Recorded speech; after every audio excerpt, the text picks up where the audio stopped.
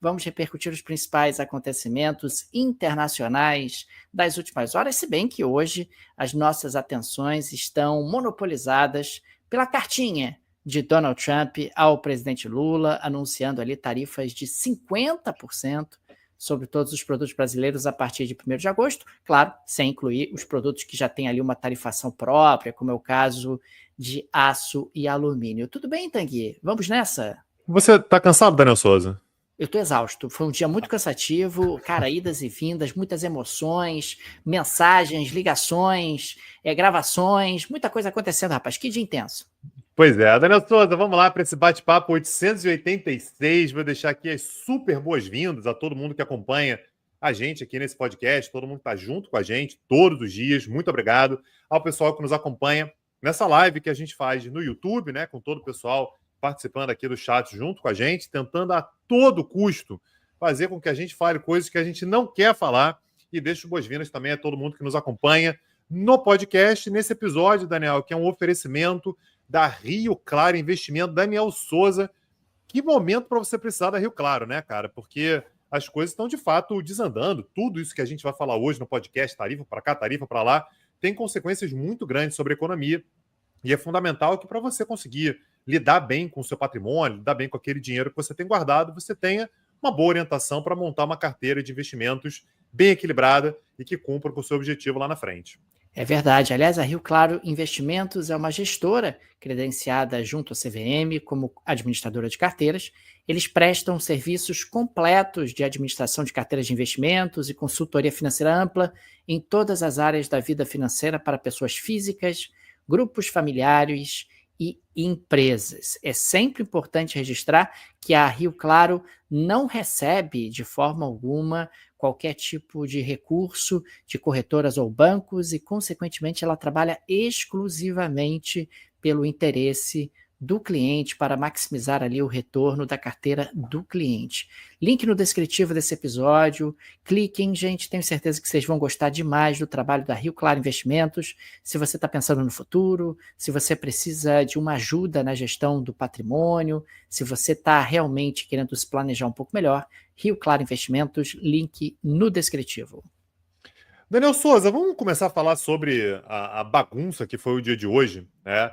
Com o Donald Trump anunciando tarifas de 50% sobre produtos brasileiros, tarifas essas que passarão a valer, a princípio, a partir do dia 1º de agosto. Eu falo a princípio porque, sabe, sei lá, me parece sempre que o Donald Trump ele joga o vigor, né, a entrada em vigor das tarifas um pouco mais para frente, para dar tempo de negociar, de você, né, regatear, ver ali se consegue isso, consegue voltar. E a gente vai falar bem mais sobre o que está por trás exatamente dessa tarifa, né? O que o Donald Trump espera exatamente disso.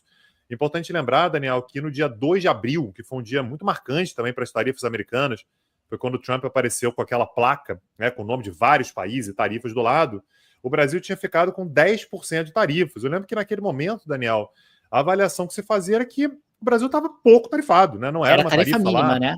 Era a tarifa mínima, né? O Brasil estava no mínimo do mínimo, e agora, portanto, sobe para 50%. O Brasil não está sozinho, vários outros países tiveram também anúncios de tarifas que passarão a valer no dia 1º de agosto. Muitos países asiáticos, né? Então você tem ali, ele anunciou essa semana também, tarifas de 40% contra Laos e Mianmar, 36% contra Camboja, Tailândia. Você tem outros países como Sérvia, Bangladesh, Indonésia, África do Sul, Filipinas, Coreia do Sul, vários países, aliás, você comentou sobre isso recentemente, mas nenhum deles com 50%, né? Os 50% do Brasil são, de fato, os mais altos dessa lista que passará a valer no dia 1º de agosto. Agora, uma coisa que me parece que vai entrar para a história, Daniel, e que vai ser um documento histórico.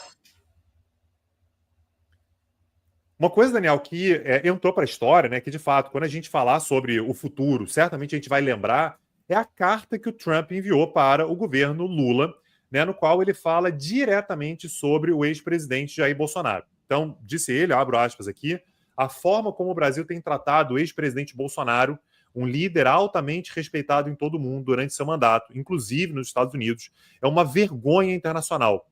Esse julgamento não deveria estar acontecendo, é uma caça às bruxas que deve acabar imediatamente.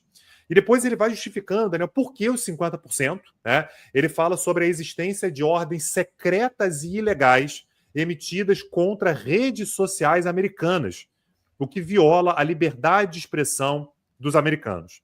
Ele tenta suavizar um pouco o tom, Daniel, dizer que, pô, você vai me entender, né? Ele coloca lá, por favor, entenda que o número de 50% é muito menor do que o necessário para termos o campo de jogo nivelado que deveríamos ter com o seu país, né? Naturalmente falando do Brasil. E isso é necessário para retificar graves injustiças no regime atual. Como você sabe, não haverá tarifa se o Brasil ou empresas dentro do Brasil decidirem construir ou fabricar produtos dentro dos Estados Unidos.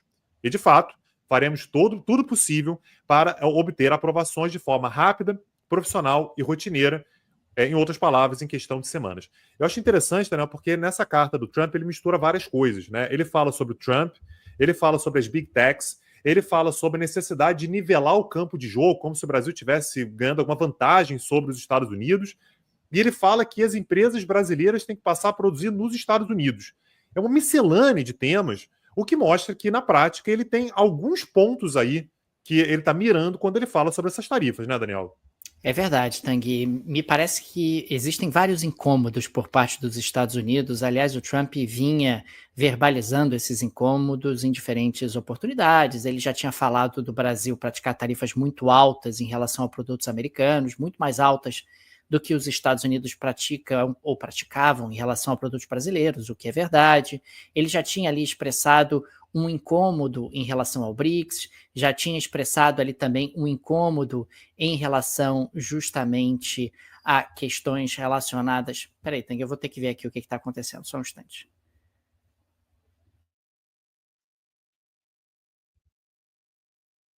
Mesa. Teve nota do governo brasileiro. Teve, a gente vai falar hoje. A gente vai falar sobre a nota do governo brasileiro. FBI entrou na casa do Tanguy. Na minha casa tá normal. Não é que não. Não é que não, foi na casa do Daniel. Ele foi lá ver. Foi lá ver. Tá. Nenhuma crise de riso. A Antonella tá perguntando. Cara, não, porque a gente não leu o chat. Durante a gravação a gente evita o chat. Foi o gato. Gente, não foi na minha casa. Não foi na minha casa. Gato só tem aqui. Não foi na minha casa. Vamos não lá, foi vamos gato. voltar aqui. Vamos voltar aqui. Vou voltar para o início da minha fala aqui. Beleza, vamos lá. Bom, Tanguy, o que ficou claro é que o presidente Donald Trump, nessa carta, deu ali uma série de sinais, né? E vários deles fazem referência a incômodos que o governo dos Estados Unidos vem experimentando em relação ao Brasil.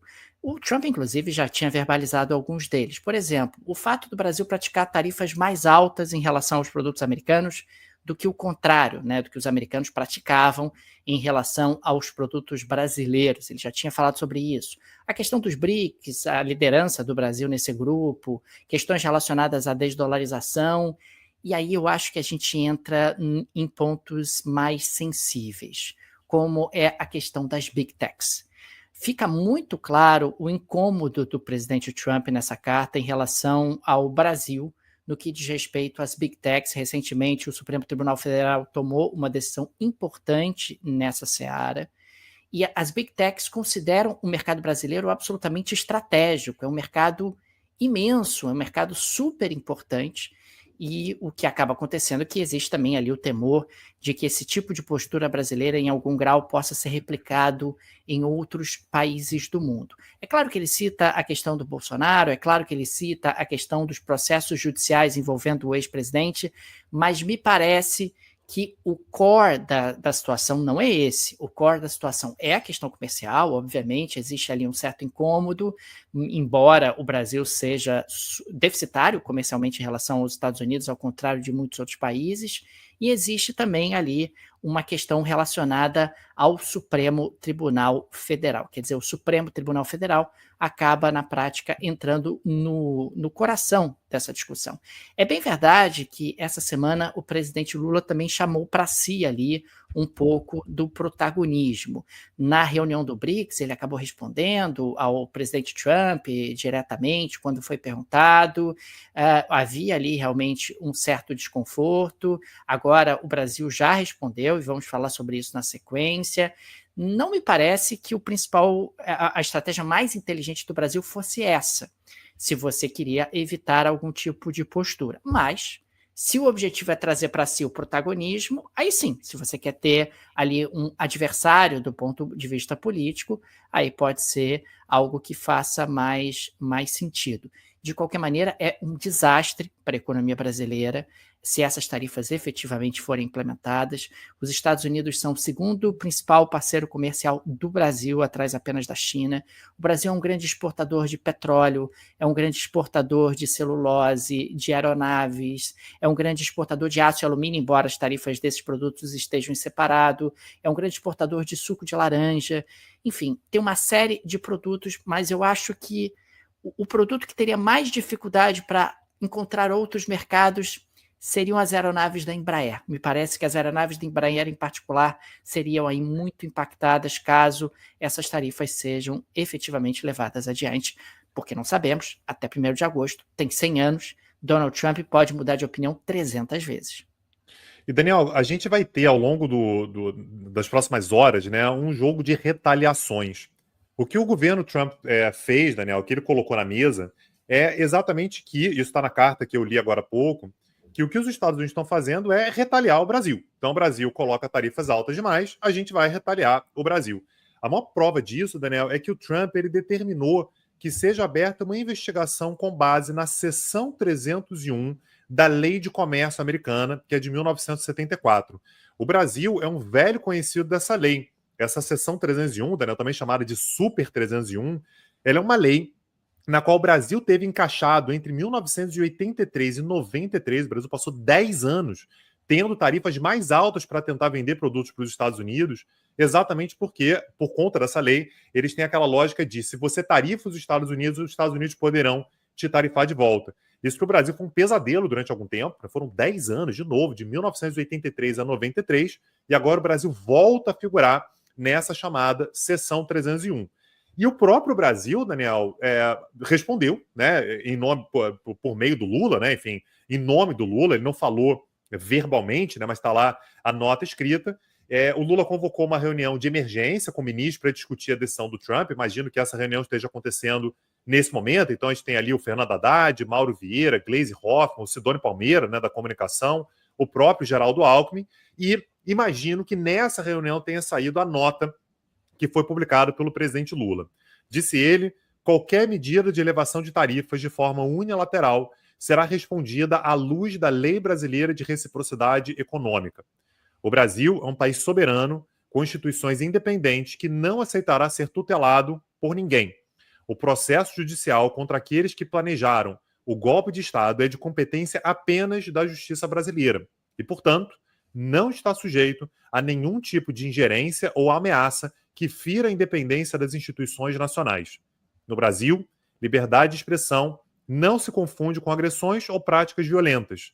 Para operar em nosso país, todas as empresas nacionais e estrangeiras estão submetidas à legislação nacional. E uma coisa que eu achei muito interessante, Daniel, foi que logo depois, a resposta brasileira também diz que, ao longo dos últimos 15 anos, os Estados Unidos tiveram um superávit com o Brasil de 410 bilhões de dólares. Esse aqui é um ponto importante, Daniel. Tem 15 anos que os Estados Unidos são sempre superavitários com o Brasil. Isso não é a lógica, né? Os Estados Unidos, normalmente, eles são deficitários com Deus e o mundo. Com o Brasil, no entanto, quem tem déficit é o Brasil. E houve um acúmulo de 410 bilhões de dólares ao longo dos últimos 15 anos. Isso é colocado pelo Brasil, Daniel, para exatamente justificar que a medida não se justifica economicamente. É uma briga política, e é mesmo, né? Você tem um elemento aí de uma briga política, não necessariamente partidária. Aqui, eu acho que você concorda comigo pelo que você falou agora, Daniel, não é apenas abraçar o Bolsonaro é um dos fatores, é um dos elementos, mas não é apenas isso. Mas o que o governo Lula diz se é uma questão política, a gente vai responder politicamente também, e, portanto, a lógica brasileira, nesse momento, pelo menos, é retaliar. Ou seja, a expectativa, caso nada mude, até agora, pelo menos, é que o Brasil coloque 50% de tarifas sobre produtos americanos. Vamos ver se vai ser exatamente nesses termos, mas o que é indicado até agora é que o Brasil vai retaliar, talvez, no mesmo nível imposto pelos Estados Unidos em termos de tarifas. A carta do Trump diz, inclusive, que se o Brasil retaliar, eles vão acrescentar as tarifas retaliatórias do Brasil aos 50%. Quer dizer, você poderia ter aí uma escalada bastante preocupante nesse contexto. É claro que quando a gente pensa na questão do ex-presidente Bolsonaro, quando nós tivemos o Liberation Day, o Bolsonaro já estava com problemas judiciais, quer dizer, e o Trump colocou ali o Brasil na tarifa mínima. O que mudou de lá para cá? Big Techs. Eu acho que esse ponto é absolutamente central para a gente entender realmente o que está em jogo aqui, ou qual é o ponto ali que toca os americanos de maneira significativa. É claro que o governo americano gostaria de um mercado brasileiro mais aberto, é claro que o Donald Trump gostaria de um acordo comercial mais vantajoso para os Estados Unidos, assim como ele quer com muitos países do mundo, mas me parece que a questão das Big Techs é efetivamente um tema incontornável dentro dessa discussão. Se houver realmente uma escalada, a chance do Brasil ser muito mais impactado é grande. É claro que quando os americanos colocam tarifas sobre os produtos importados, eles também são impactados. A tarifa não é um tiro de canhão, né, onde você dá o tiro e apenas quem tomou o tiro é impactado. Você também é impactado quando você coloca as tarifas na medida em que os produtos importados acabam ficando mais caros para os seus consumidores, eventualmente são ali insumos também super importantes. Agora, o Brasil precisa mais dos Estados Unidos do que o contrário. O Brasil tem os Estados Unidos numa prateleira muito mais alta do ponto de vista da sua pauta de exportações do que os Estados Unidos têm o Brasil. Então, se nós entrarmos aí numa espiral retaliatória, pode ser tudo que o Trump quer também, né? Porque nós vimos o que aconteceu, por exemplo, com a China, né? E o Trump teria tudo para ter ali um pouco mais de cuidado com a China do que ele certamente terá em relação ao Brasil. Ao mesmo tempo, o Brasil também, como é que ele se posiciona, né? Ele não faz nada. É problemático, Tanguy, porque realmente o governo Lula não tem diálogo com o governo Trump, né?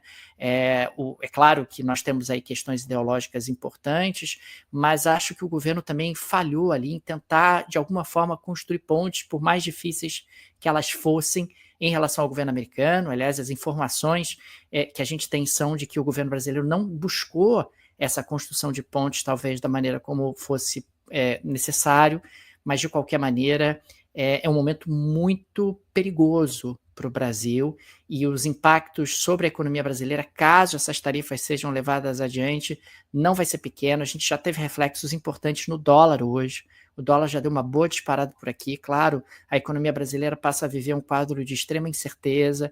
A chance de você ter um impacto sobre o crescimento brasileiro não é pequena. A chance de você ter um impacto inflacionário no Brasil, puxa, se produtos americanos começarem a entrar mais caros, o impacto inflacionário vai ser sentido.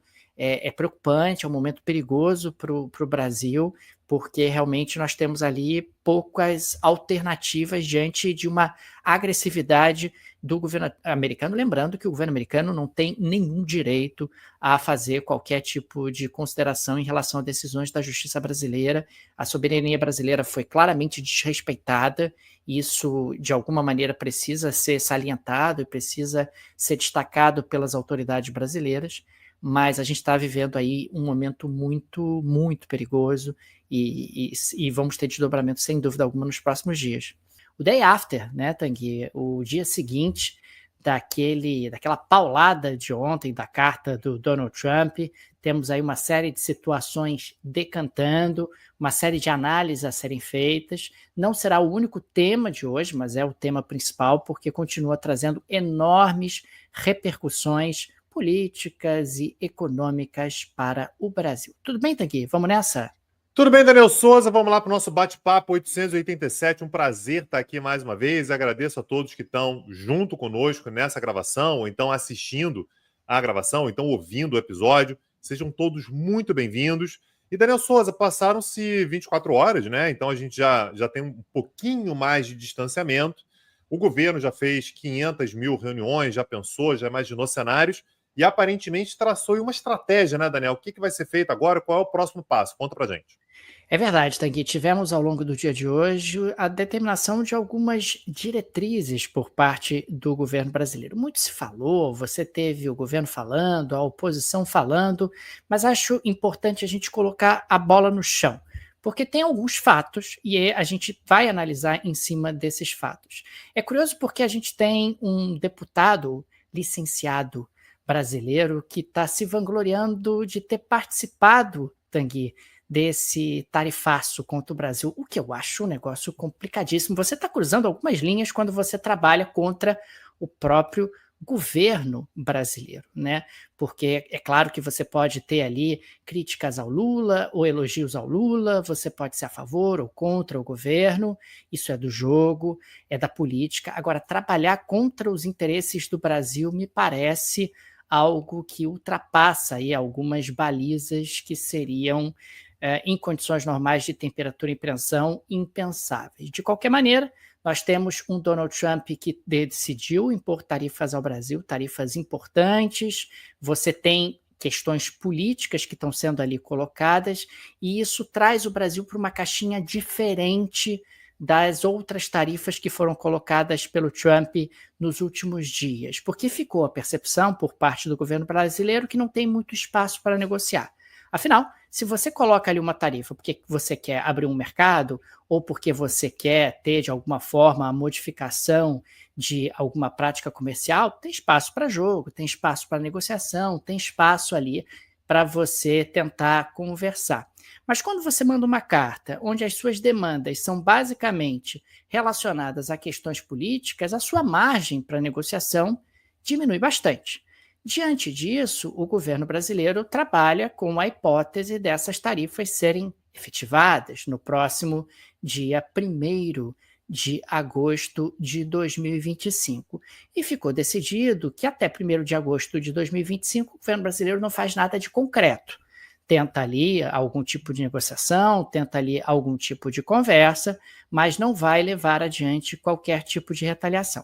Retaliação acontecerá se as tarifas forem efetivamente implementadas no próximo dia 1º de agosto. E a sinalização do governo brasileiro no dia de hoje é que nós não teremos aí a aplicação de tarifas horizontais. Tarifas horizontais é exatamente o que o Trump coloca, o que o Trump faz. 50% sobre todos os produtos ou sobre a maioria deles, com algumas exceções. Há uma avaliação que me parece correta, que você colocar tarifas horizontais impactam negativamente a economia brasileira.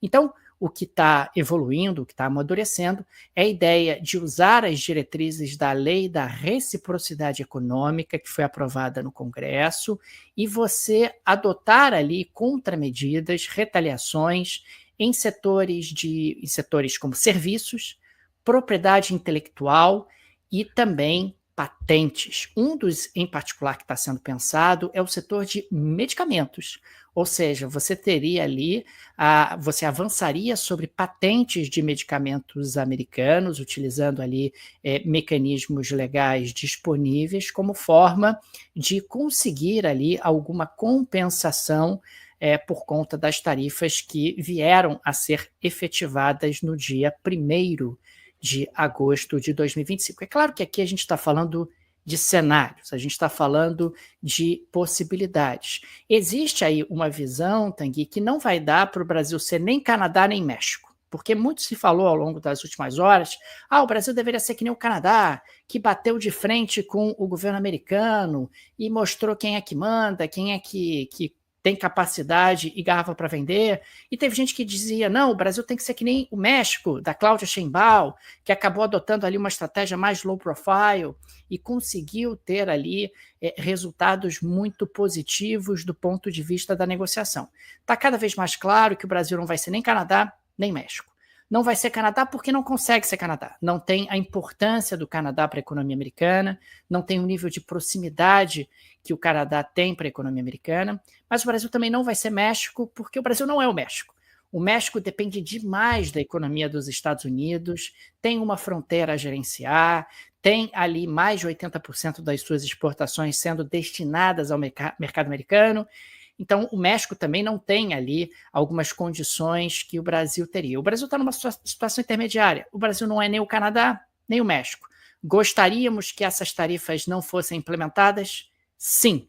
Mas se elas forem implementadas, vai trazer impactos econômicos, mas também não é o fim do mundo, como seria no caso do México ou em países que têm ali uma relação muito profunda com os Estados Unidos. De qualquer maneira, existe ali uma certa visão também que o governo pode se beneficiar, porque acaba gerando ali um sentimento de uma certa solidariedade nacional e pode cair um pouco na conta da família Bolsonaro o fato dessas tarifas terem sido praticadas em relação ao Brasil, embora, Tanguy, me parece ainda que é uma tentativa deles darem a si próprios uma importância que não me parece que tenha sido tão grande assim. Me parece que o Trump tenha sido motivado por outros aspectos relacionados ao incômodo com os BRICS, aspectos relacionados a redes sociais e regulação que o STF recentemente avançou, e ao próprio fato do Brasil ter um mercado relativamente fechado.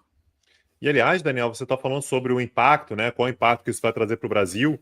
Naturalmente, agora, né, um dia depois, a gente começa a ter manifestações mais intensas por parte dos setores que são os mais prejudicados, né, com esse aumento das tarifas. Então, hoje, por exemplo, a gente teve uma nota da Associação Brasileira da Indústria de Café, que diz que a decisão do Trump foi comunicada de forma unilateral e representa um grave retrocesso nas relações comerciais entre os dois países, que pode gerar impactos extremamente negativos e relevantes para toda a cadeia produtiva do café brasileiro. Importante notar, né, quando a gente fala sobre essas tarifas, né, particularmente que podem impactar o café, né, que é uma pauta de exportações importantíssima do Brasil para os Estados Unidos, os Estados Unidos são o maior consumidor de café do mundo, né? E depende o maior produtor, né? O maior produtor. Não, maior consumidor. Maior consumidor. Os Estados Unidos são o maior consumidor e o Brasil é o maior produtor. É o maior produtor, perfeito. Então, os Estados Unidos são enormes consumidores. Os Estados Unidos não têm uma capacidade de produção de café de larga escala, né? Uma produção muito pequena. Então, eles dependem muito dessa entrada de produtos brasileiros, né, em especial. E aí foi curioso, né? Porque a Associação Brasileira da Indústria do Café, a ABIC, ela, em linha com os outros setores, ela pede que o Brasil adote uma resposta estratégica, firme e diplomática. Tá? Então, gente, por favor, a gente precisa negociar, temos que negociar. Aliás, Daniel, a própria ABIC, ela levantou, né, um estudo que foi levantado pela Associação Nacional do Café dos Estados Unidos, National Coffee Association. E esse estudo aponta que para cada dólar importado de café nos Estados Unidos, são gerados 43 dólares de movimentação na economia americana. Basta pensar, né? Você importa $1 de café, isso vai movimentar Starbucks, isso vai movimentar o restaurante, isso vai dar emprego. Então, tem toda uma cadeia que é movimentada.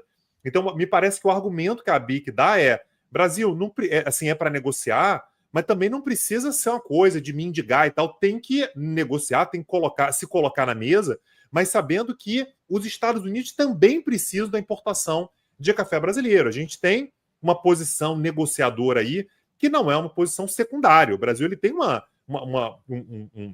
força nessa mesa de negociações. Aliás, de acordo com essa Associação Nacional do Café dos Estados Unidos, o café representa 343 bilhões de dólares anuais de movimentação financeira nos Estados Unidos e emprega cerca de 2 milhões de pessoas. Não é pouca coisa. Agora, tem outros setores que estão muito mais preocupados. Um deles é o setor de suco de laranja. O Brasil exporta 95% da sua produção de suco de laranja. O Brasil é um dos maiores produtores do mundo, né? Hoje, aliás, é o maior produtor e exportador do mundo de suco de laranja. 95% do suco de laranja produzido pelo Brasil é exportado, e desse volume exportado, 42% é para os Estados Unidos. Considerando a cotação de hoje do suco de laranja na Bolsa de Nova York, é uma cotação de 3.600 dólares por tonelada de suco concentrado. Então, se tem uma cotação como essa, não adianta. Pode subir preço, baixar preço e tal. Esse é o preço que você vai conseguir comercializar. O problema é que, com a tarifa de 50%, caso ela de fato seja efetivada, o custo ele sobe para o custo tributário, ele sobe para $2.600. Então você quer vender a 3.600, só a tarifação ela sobe a 2.600, ou seja, isso ocupa praticamente todo o valor do produto, ou seja, você sai do mercado. É simples assim. O suco de laranja brasileiro pode sair do mercado. Isso pode gerar uma série de consequências para a economia brasileira, como interrupção de colheitas, vai desorganizar fluxo de fábrica, vai paralisar o comércio, vai gerar uma desorganização completa, inclusive com desemprego. É algo parecido com o que pode acontecer, Daniel, quando a gente fala sobre a carne bovina. A carne bovina também, né, os produtores de carne bovina estão dizendo que, olha, se for efetivado, a carne bovina ela não tem como competir com outros produtores. A carne vai subir nos Estados Unidos, não tem jeito, né? Porque o preço vai ser mais alto, você vai ter que comprar, os americanos vão ter que comprar de outros países que são menos competitivos, mas a carne brasileira vai encalhar. Então, pelo amor de Deus, vamos negociar. Então, disse aí a frente parlamentar da agropecuária, né, naturalmente defendendo aí o interesse dos produtores de carne, que a nova alíquota produz reflexos diretos e atinge o agronegócio nacional com impactos no câmbio, no consequente aumento do custo de insumos importados e na competitividade das exportações brasileiras. Então, também pede uma resposta firme e estratégica. É momento de cautela, diplomacia afiada e presença ativa do Brasil na mesa de negociações. O que é interessante, Daniel, é que esses setores, em momento algum, eles se voltam contra o governo brasileiro. Muito pela percepção que meu amigo, eu posso ser a crítica que eu quiser ter ao governo.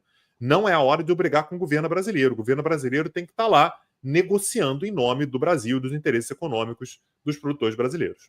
E esse seu relato, Tanguy, acaba sendo em linha justamente com esse posicionamento, onde o Brasil não vai ser muito agressivo, deve ter ali um certo grau de cautela, mas também não vai ser ali subserviente. Você precisa ter ali um certo equilíbrio no seu posicionamento, e claro, isso é algo que vai ser desenvolvido ao longo das próximas semanas. É claro que Donald Trump pode voltar atrás, né? Aliás, não é exatamente um cenário tão incomum se Donald Trump simplesmente recuar ou mudar de assunto. Donald Trump cansa de determinados assuntos, acaba tendo outro foco, acaba... Capaz de adiar, seguindo... né? Pô, é 1º de agosto, daqui a pouco vai para 17 de setembro, a coisa vai sendo adiada e tal. Até lá, milhões de coisas podem acontecer, de fato. Ele pode mudar de opinião várias vezes, inclusive. Aliás, no dia de hoje, nós tivemos muita repercussão nos Estados Unidos, ontem também, porque você teve uma mudança, quer dizer, você tem uma tarifa aí que não tem uma justificativa econômica, ao contrário de outras tarifas que acabaram sendo colocadas. Houve muita repercussão na mídia americana e uma das repercussões de maior alcance acabou sendo o artigo publicado pelo Paul Krugman, que é Prêmio Nobel de Economia de 2008. Ele é um democrata, ele é um grande crítico do presidente Donald Trump e escreveu um artigo muito veemente ali, muito bem organizado, muito bem estruturado. O Krugman escreve muito bem, alguém que tem uma reputação realmente muito grande nos Estados Unidos. Ele criticou o anúncio da tarifa de 50% sobre produtos brasileiros feito pelo Trump, classificando a medida como perversa e megalomaníaca. Em sua newsletter, o Krugman afirmou que o Trump nem buscou uma justificativa econômica real para a colocação das tarifas e que ele estaria ali agindo para punir o Brasil por julgar Jair Bolsonaro. O Krugman também acusou o Trump de usar a política comercial para defender um outro aspirante a ditador. Foram os termos, na realidade, que o Krugman acabou utilizando. Ele questionou se o Trump realmente acredita que poderia intimidar o Brasil, nação de mais de 200 milhões de habitantes e que depende relativamente pouco do mercado americano. Claro que o Krugman está fazendo aí referência ao peso que as exportações de produtos brasileiros para os Estados Unidos têm no PIB. É um pouco menos de 2% e, consequentemente, não seria o desastre, por exemplo, que aconteceria no México. É interessante também observar, Tanguy, que a Índia começou a se mexer, a Índia começou a achar que, olha, talvez essas tarifas tenham algum tipo de relação também com os BRICS. vou tentar buscar aqui o meu acordo com os Estados Unidos. Se a gente pensar nos BRICS originais, né, nós temos a Rússia, que não é impactada pelas tarifas, o que é no mínimo curioso. A Rússia está noutra prateleira para o Donald Trump. Nós temos a China, que já tem um embate aí importante com o Trump. Nós temos também a África do Sul. O presidente sul-africano passou por aquela humilhação horrorosa, né, no Salão Oval, e a África do Sul está nessas novas tarifas que foram colocadas pelo Trump, mas com um percentual um pouco menor. E agora tem o Brasil. Quer dizer, pensando ali nos países originais do BRICS, existe uma percepção por parte da Índia que talvez o Trump esteja mais focado em tentar, de alguma maneira, constranger o grupo ou criar embaraços para esse grupo que o Trump coloca como sendo um grupo anti-americano, embora Brasil e Índia tenham tentado aí trabalhar para que esse tipo de imagem não prospere. É muita coisa acontecendo ao mesmo tempo, o tabuleiro está completamente bagunçado, mas a gente começa a observar alguns movimentos que ocorrem depois aí de pouco mais de 24 horas da coisa decantando, da coisa realmente oferecendo um pouco mais de tendências e de perspectivas. Agora, Daniel, de fato, né, as manifestações que a gente tem desde ontem no Brasil e fora é de que esse termo que o Krugman utilizou, né, acha que vai intimidar o Brasil. De fato, Daniel, você não pode ter um presidente americano de qualquer outro lugar colocando uma tarifa completamente absurda, que não tem qualquer tipo de justificativa econômica. Quero lembrar, o Brasil falou sobre isso ontem, eu acho importante trazer de novo. Nos últimos 15 anos, o Brasil teve 410 bilhões de dólares de déficit com os Estados Unidos. Então não tem como você dizer que mas os Estados Unidos são prejudicados por qualquer motivo que seja no comércio com o Brasil. Não dá para você dizer isso. Então foi, de fato, uma medida exclusivamente política, intimidatória, por vários motivos que seja, né? Eu sei que o Bolsonaro acaba sendo muito visado, né, como tema e tal, mas eu estou longe de achar que o Bolsonaro que foi o motivo, né? O Bolsonaro foi muito mais uma justificativa. A questão das big techs é a mais importante, a questão de até, Daniel, acredito, de tentar manter um certo controle na América Latina, né? O Marco Rubio chegou a falar, né, de ter retomar o controle do nosso quintal. Então, essa é uma postura realmente meio de bully, né? O garoto grande da escola que quer aterrorizar todo mundo, né? Esse é o tom que se tem. E, de fato, o Brasil é um país soberano, não é um país pequeno, está longe de ser um país profundamente dependente do comércio internacional. Em muitos momentos a gente pode dizer que pena, deveria ser mais e tal. Tem determinados momentos que a gente também abraça isso. Que bom também que não é. Tem determinados momentos nos quais o Brasil ele se torna um pouco menos vulnerável a ameaças como essas. No dia de hoje, Tanguy, Donald Trump acordou animado e falou: vou anunciar tarifas. E anunciou 50% de tarifas sobre o cobre importado. Não satisfeito, ameaçou 200% de tarifas sobre os fármacos. Não satisfeito, anunciou que tarifas sobre semicondutores estão prestes a ser anunciadas. Eu fiquei sem entender. Por que, Tanguy? Veja você, semicondutores são importantes para uma série de setores de alta tecnologia. Quer dizer, você restringir a entrada de semicondutores pode fazer com que os Estados Unidos percam competitividade na tecnologia, na inteligência artificial e numa série de setores de ponta.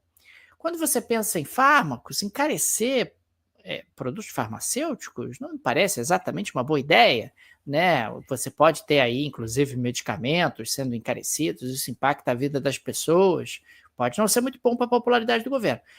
E também colocar tarifa sobre cobre, eu não sei muito bem o que o Trump está pensando da vida. De repente ele acha que plantações de cobre podem ser colocadas nos Estados Unidos. Você pode ter ali uma indústria do cobre sendo instalada nos Estados Unidos. É difícil. O cobre é um insumo super importante para uma série de setores e você tem aí o encarecimento desse produto. Mas Donald Trump é valente, Donald Trump coloca tarifas porque ele acontece, e ele vai trazer aí produtos e indústrias de volta para os Estados Unidos. O Trump também disse que vai enviar uma cartinha, uma daquelas cartinhas sobre as quais a gente falou ontem, para a União Europeia. A União Europeia ainda não recebeu a cartinha, né, dizendo ali quais vão ser as tarifas, mas vai receber, dona União Europeia. Tá achando o quê? Que eu te esqueci? Não. A União Europeia vai receber uma cartinha. Aliás, o Trump voltou a ameaçar BRICS. Olha, muito em breve, tarifas, 10% para BRICS, pessoal que está associado aos BRICS, né? Inclusive, ele verbalizou ali a questão relacionada à dolarização, dizendo justamente que existe ali uma intenção por parte dos BRICS de esvaziamento dos Estados Unidos, etc., que ele não vai deixar barato, que ele vai reagir, que ele faz, que ele acontece, que ele é brabo. E claro, que quando ele é brabo, ele coloca tarifa, que é uma forma realmente muito eficaz, muito efetiva de impor a agenda dos Estados Unidos. E é interessante destacar que a Goldman Sachs, ela publicou um relatório onde ela diz que os Estados Unidos já arrecadaram cerca de 100 bilhões de dólares com tarifas até o presente momento e que até o final do ano devem arrecadar 300 bilhões de dólares com tarifas. No ano passado, a arrecadação foi de 80. Ou seja, os americanos já ultrapassaram a arrecadação do ano passado, no presente momento, e devem aí ultrapassar várias vezes a arrecadação do ano passado. Quer dizer, você pode quase quadruplicar a arrecadação de tarifas ao longo desse ano de 2025, o que é bastante coisa. Aliás, esse é um aspecto que você costuma explorar muito, quer dizer, o papel das tarifas como elemento arrecadatório para tentar, de alguma maneira, mitigar o déficit americano e o crescimento do endividamento americano dentro de um contexto onde o Trump promete sempre reduzir tarifas. Quem se mexeu bastante hoje foi, inclusive, o Japão e a Coreia do Sul, para tentar, de alguma forma, eles receberam cartinhas, para tentar, de alguma forma, evitar aí essas sobretaxas, essas tarifas que o Trump quer colocar sobre os produtos desses dois países. Aliás, Daniel, a gente deu uma aula agora há pouco no Petit Cursos, né? Quem quiser, tiver interesse, acessa lá petitcursos.com.br, né, para ver as aulas que a gente já ofereceu por lá e as aulas que a gente vem oferecendo. E hoje a gente teve uma aula sobre a política externa da China. E uma das coisas que a gente fez lá foi exatamente comparar o resultado comercial da China com o dos Estados Unidos. Os Estados Unidos tiveram no ano passado, Daniel, um déficit comercial, ou seja, importaram mais do que exportaram, na casa de 1,3 trilhão de dólares. E esse é o desespero do Trump, né? Então, quando a gente diz aí, o Trump está tarifando semicondutores, está tarifando cobre, isso assim, não para de pé do ponto de vista da produção e tudo, mas a lógica dele ele está focado em apenas uma variável, a variável que é a arrecadação e diminuição do déficit comercial. Então, quando você fala, Daniel, que os Estados Unidos podem arrecadar 300 bilhões de dólares no ano, numa rubrica que era de 80 bilhões no ano passado, como é que ele lê isso? Pô, eu tive um déficit no ano passado de 1,3 tri, se eu consigo uma receita aí de, vamos arredondar aqui, 300 bilhões, o meu problema ele já diminuiu consideravelmente, né? Me parece que é mais ou menos essa lógica dele. É exatamente essa lógica. O problema é que quando você coloca tarifas, isso tem efeitos deletérios para a economia americana importantes, ainda mais quando você começa a tarifar insumos que podem ser potencialmente importantes para a própria indústria americana. O aço e o alumínio também são insumos super importantes, e você já teve ali tarifas específicas para esses produtos. E o Trump também ameaçou, hoje ele estava com a corda toda, ameaçou Vladimir Putin. Ele disse que está considerando aplicar mais sanções econômicas contra a Rússia, porque ele está muito frustrado com a continuidade da guerra. Ele disse o seguinte, abre aspas, não estamos felizes com isso, fazendo referência à guerra, né? Não estou feliz com Putin. Posso dizer isso agora, porque ele está matando muita gente, e muitas delas são seus soldados, principalmente os soldados dele, fecha aspas. A maneira que o Trump se expressa é muito peculiar, digamos assim, né? Ele vai, ele volta, ele repete, ele traz o mesmo argumento, e aí você já não sabe mais sobre o que ele está dizendo, mas o fato é que ele ameaçou Vladimir Putin. Vladimir Putin, vou colocar tarifas. Tarifas não, nesse caso sanções, porque tarifas ele não coloca contra a Rússia. Aliás, o Trump, Estamos esperando aí as tarifas contra a Rússia. Cadê tarifas contra a Rússia? Até agora não apareceram. Por que, Trump? Conta pra gente. Ah, mas os Estados Unidos estão estremecidos economicamente com a Rússia. Tem tarifa para o Irã? Por que não pode ter tarifa para a Rússia? Veja você, que coisa muito complicada isso. Agora, tem uma pessoa, Daniel, que é tratada a pão de ló, né, nos Estados Unidos, que é Benjamin Netanyahu. Né? Eu falei sobre isso aqui rapidamente ontem, Daniel, que olha, enquanto a gente estava gravando o episódio, Benjamin Netanyahu estava na Casa Branca, então não deu tempo da gente trazer a informação sobre o que foi dito ali. E hoje, finalmente, a gente tem condições de falar um pouquinho mais sobre isso. Daniel, o encontro entre Trump e Netanyahu é um encontro de velhos amigos que se encontram numa situação na qual eles não precisam ter qualquer tipo de freio acerca do que vai ser dito. Né? Então, é interessante porque a gente vê muito bem o que os dois estão pensando, né, com relação àquilo que está acontecendo em Gaza.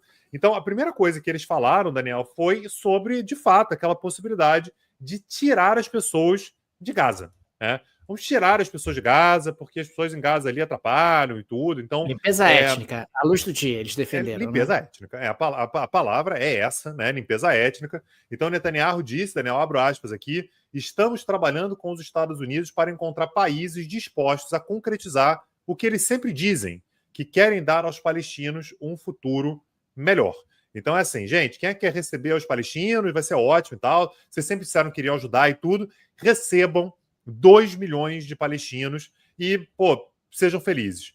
E aí o Trump disse que apoia a iniciativa, que seria legal se outros países recebessem esses palestinos todos e que a cooperação com países vizinhos seria uma boa, né?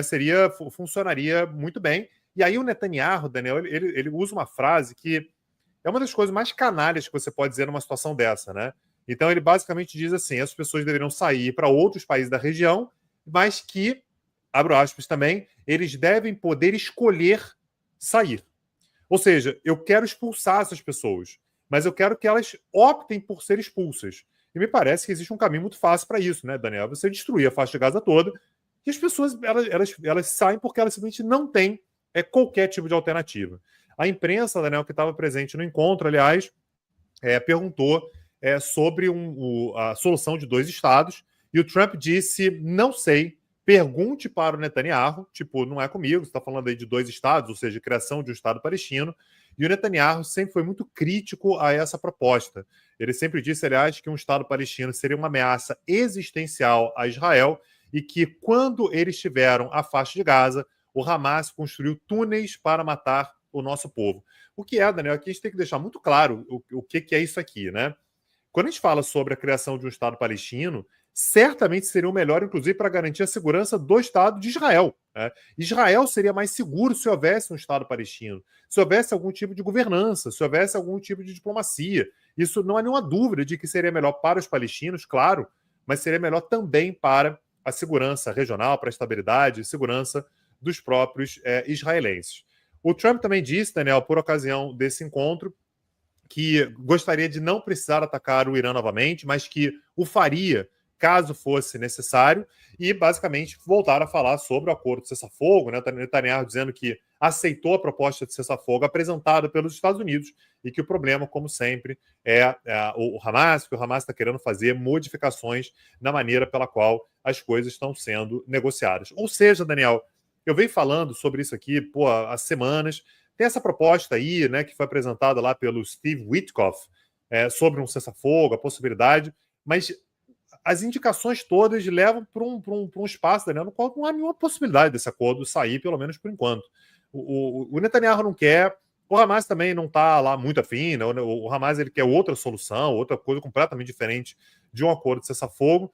Então, Daniel, é melhor não criar nem muita expectativa, porque esse acordo, por enquanto, não vai sair, ainda mais quando o Netanyahu está na Casa Branca, se encontra com o Trump e encontra ali todo o respaldo para tudo aquilo que o Netanyahu pensa sobre a faixa de Gaza e sobre a estabilidade no Oriente Médio.